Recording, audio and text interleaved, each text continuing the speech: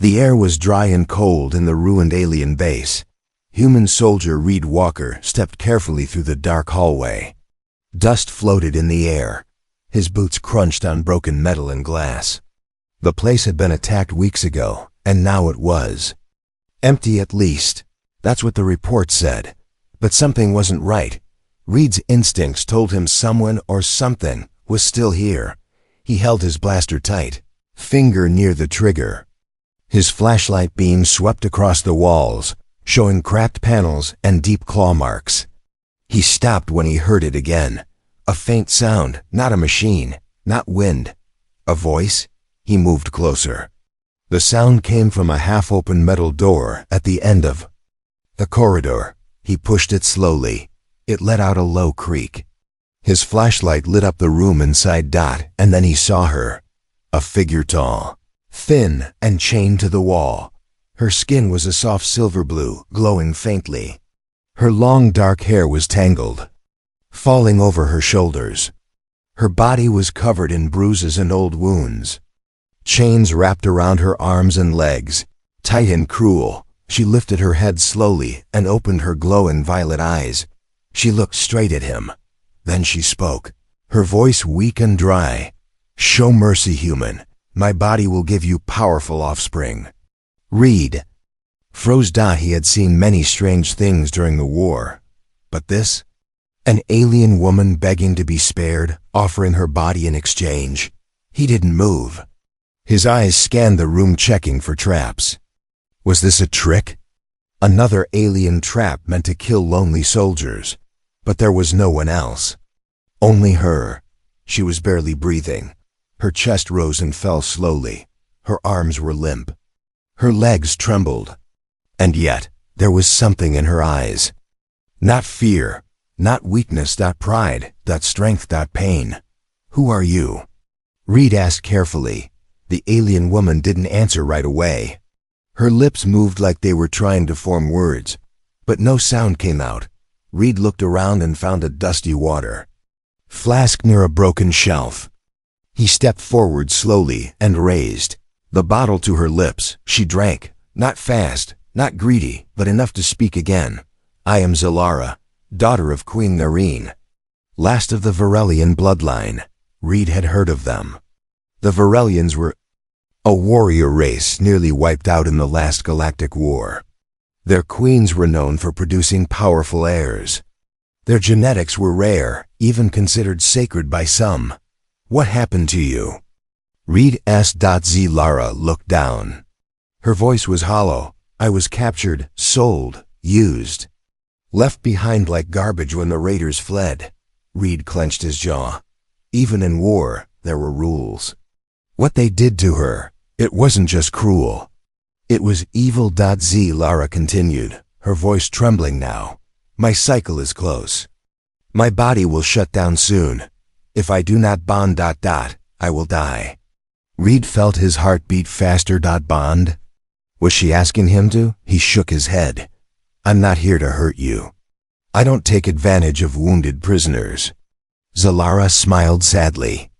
"That is why I chose to speak. You are not like the others." Reed stepped back, trying to think clearly. He needed to call for help, report this. But the comms were still broken from the storm 2 days ago. The base was far from the nearest human post. He looked at her again. She wasn't a threat. But she wasn't safe here either. "I'll get you out," he said.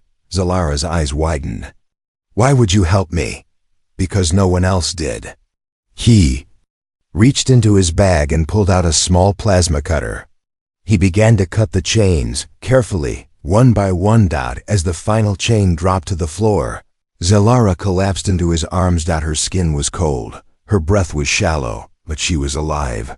Reed picked her up and carried her out of the dark room. His heart was heavy with questions, but he had made his choice. He would protect her. No matter what. The rain hit the roof of the old outpost.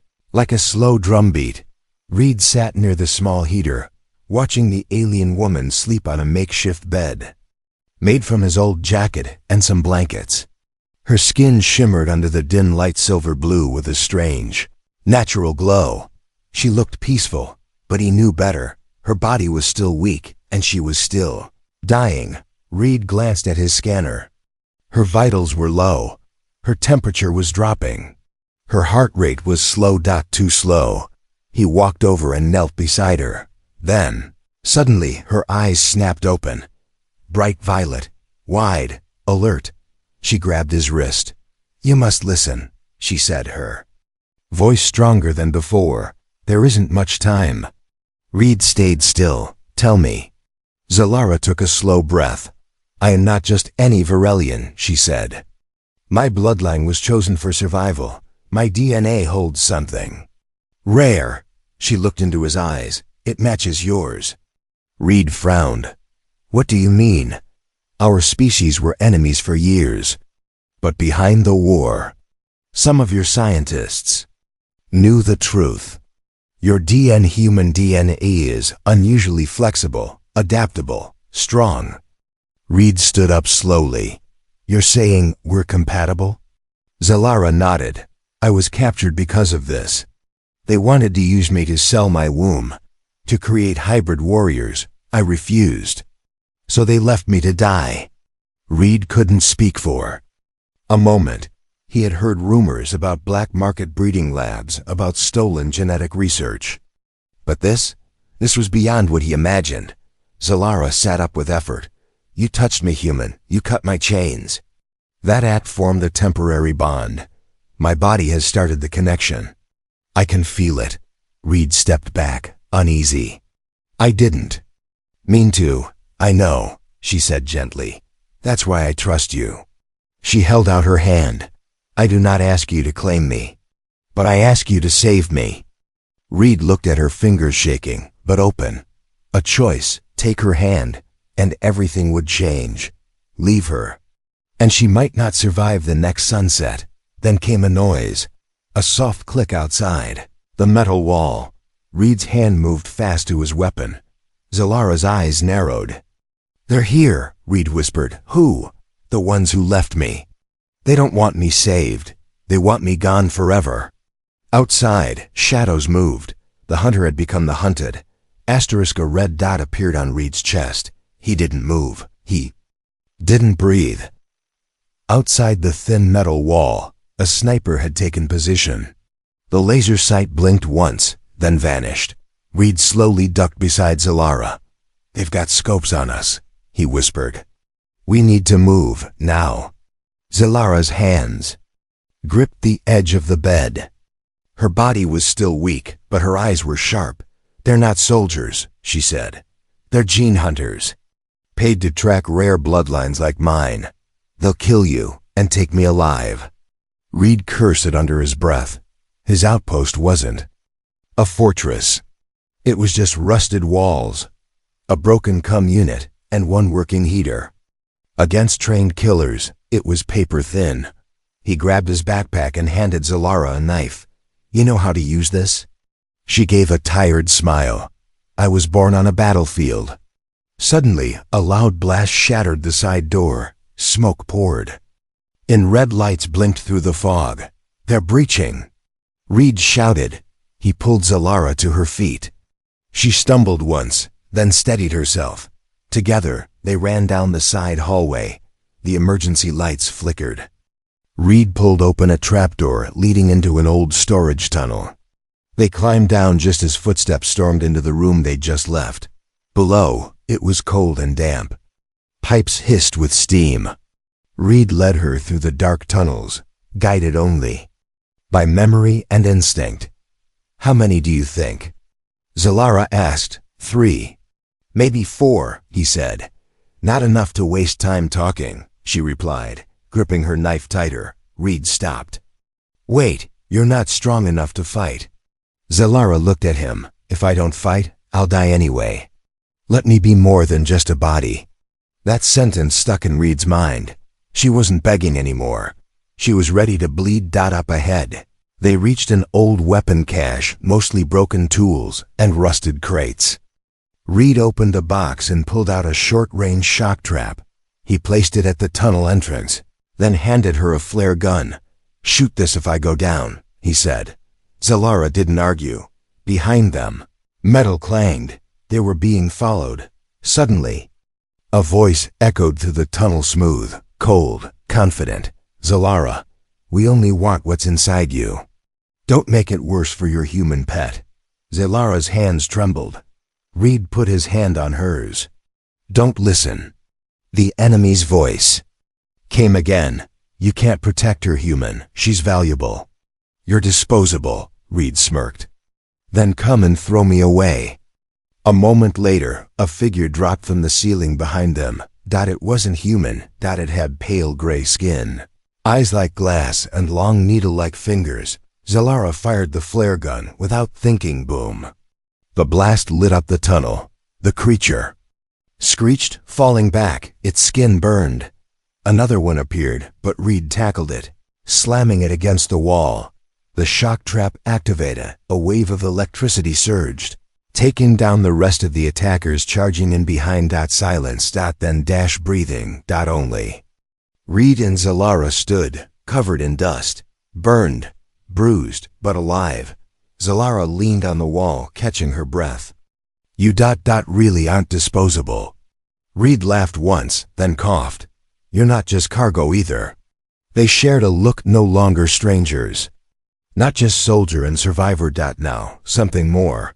But above ground. More enemies were likely on the way, and Zalara's time was still running out. The storm outside had turned the sky black. Thunder cracked across the valley as cold rain smashed against the broken glass of the outpost. Wind howled through the cracks in the walls like the cries of spirits long forgotten. Reed sealed the last window with a steel panel and turned back toward her. Zalara lay curled up on the floor, her body wrapped in his cloak. Her breathing was shallow. Her hands trembled. Her silver-blue skin had faded, now pale and dull.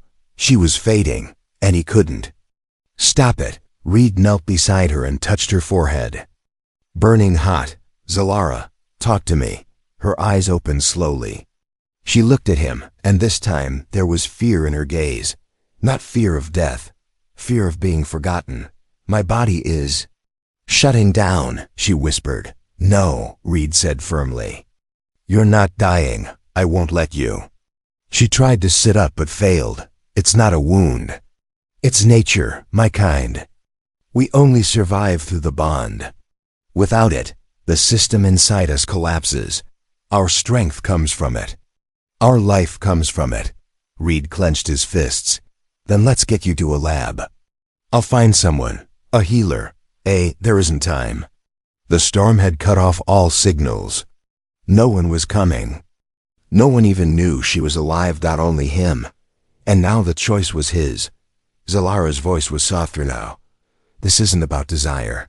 It's biology. My body was created to carry strong bloodlines. Yours is strong. My DNA already began syncing with yours when you freed me." Reed stepped back, shaken. "So, if I don't bond with you, you die?" She nodded. "But I'm not asking because I want to live," she added. He blinked. "What do you mean?" "I'm asking because I trust you." Reed looked into her eyes. He saw something deeper than desperation. Respect. Hope. And maybe loneliness. She touched his hand gently. "You see me as a person, not property, not breeding stock. That's why I would choose you even if I had 10 lifetimes." Reed swallowed hard. This wasn't the war anymore. This wasn't survival anymore. This was something else. He sat beside her, head in his hands. Rain thudded against the roof. Lightning flashed. Time ticked away. Then the silence broke. Zalara gasped. Her body arched, slightly shaking. Reed rushed to her side. "What's happening?" "My cycle is entering the final stage," she said, teeth clenched. "If the bond doesn't happen soon, my organs will begin to collapse." Reed looked at the door. There was no help coming. No med-ship. No team. Just one man and one alien woman, both caught between life and death, choice and chance. He looked down at her trembling hand, then reached out and took it. The fire had almost Died. Only soft orange embers glowed in the darkness, casting shadows on the walls of the broken outpost. Outside, the storm still raged. Lightning split the sky and thunder shook the ground. Inside, everything was still, except for two hearts beating close. Reed sat against the wall, holding Zalara in his arms. She was wrapped in his blanket, head resting on his chest. Her skin was warmer now, her breathing steady but weak. The bond had begun, but something had changed. Not just in her, in him. He looked down at her face, peaceful, quiet, no longer haunted, and for the first time in years, Reed felt needed, not for war, not for orders, but for something deeper. Zalara stirred. "You didn't have to do it," she whispered. "I know," he replied softly. "But I didn't want to lose you." She opened her eyes, glowing faintly in the dim light. "I felt your emotions," she said. "During the bond, I saw flashes, pain, loneliness, a field of graves." Reed's jaw tightened. "Yeah, that was Earth." He paused, voice low. "I buried my squad in that field. My brother was one of them." Zalara reached up, her hand resting over his heart. "You carry them with you." "I do," he said. For a moment, there was only silence between them, gentle, unbroken. Then Zalara whispered, "Can I show you something?" Reed nodded. She placed her hand gently on his forehead. A sudden warmth flooded his mind, a memory, but not his. A temple under twin moons, young Zalara training with her sister's blades in hand, wind in their hair, laughter echoing across the stones, then fire. Screams, chains. Zalara's memories darkened, just like his had. The pain was shared now, the scars visible. Reed opened his eyes slowly. "You were never just a prisoner," he said. "You were a warrior." Zalara smiled faintly. "And you were never just a soldier. You were a protector." They didn't say more. Words weren't needed now. But suddenly, the warning alarm blinked red. Reed grabbed his weapon. Zalara sat up fast, alert despite the weakness. Movement outside. The enemy had returned, and this time, they weren't hiding. "They tracked your heat signature," Zalara said. "They know I'm still alive." Reed moved to the window and saw two armored figures approaching with rifles, scanners blinking on their arms. "They won't stop," he muttered. "They'll keep coming until one of us is gone." Zalara stood with effort, picking up her knife. "Then let's make sure it's not us." The sky caught fire. A bright blue plasma beam tore through the air, missing Reed's head by inches and exploding against the wall behind him. He didn't flinch.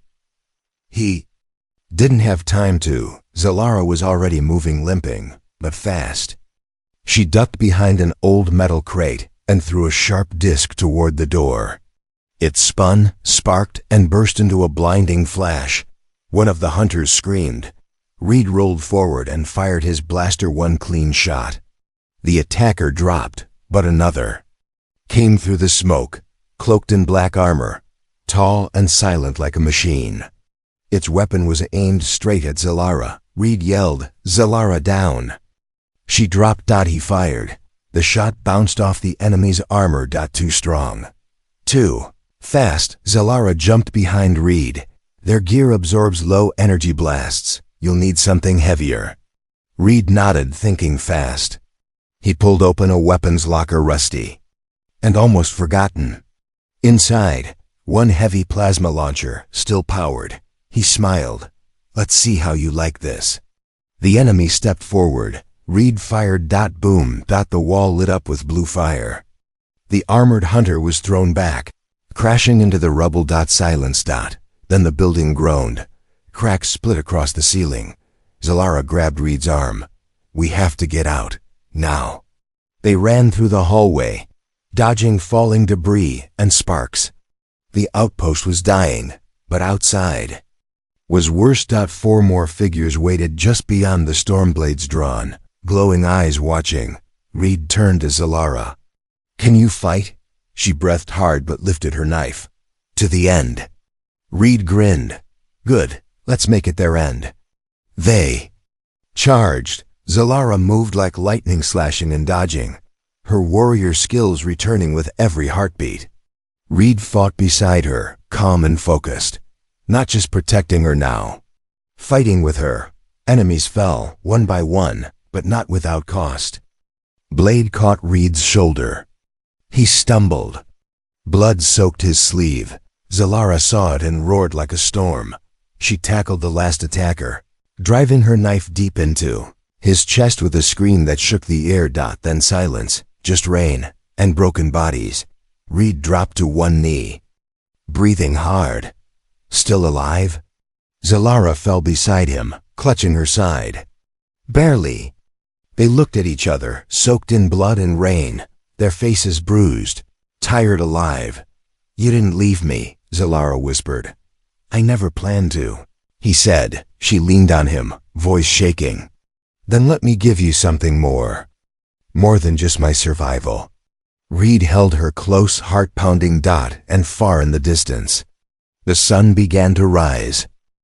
The battlefield was silent now. No blasters. No footsteps. No screaming wind. Just the soft chirp of morning insects and the golden glow of a new sun rising over the shattered hills. Reed stood at the edge of the burned-out clearing, his arm still wrapped in bandages. The old outpost behind him had collapsed in the night, leaving nothing but ash and broken steel. Beside him, Zalara sat on a rock, her silver-blue skin warm in the sunlight. Her eyes were calm now, no fear, no pain.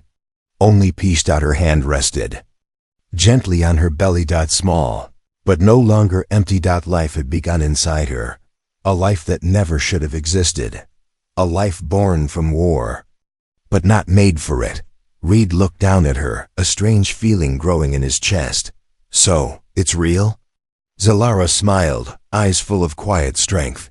Yes, a child, half me, half you. A future no one expected. Reed shook his head slowly, still trying to understand. We were just two people caught in a broken war. And now we're two people building something new, she said. The silence between them was warm, but Reed's mind wasn't at rest. What happens now? He asked. More of them might come. More hunters, more raiders. Zalara nodded. They'll come for the child, for me, maybe even for you. She turned and looked at him. But let them come. Reed raised an eyebrow. You sound sure. She stood, taller now, stronger than ever before. I'm not the weak one chained to a wall anymore. And you're not a lonely soldier with no one to fight for. She placed his hand on her stomach. You're a father now, Reed, and I'm a queen again. A small ship rose from behind thee. Hill's an old human scout ship Reed had fixed over the last few days. It was ready for a journey, ready for a new beginning. He looked at her and smiled. Then let's go give this child a home. Zalara leaned against him. A home neither of us ever had. They walked toward the ship, side by side, not as prisoner and soldier, but as something more, something rare, something powerful.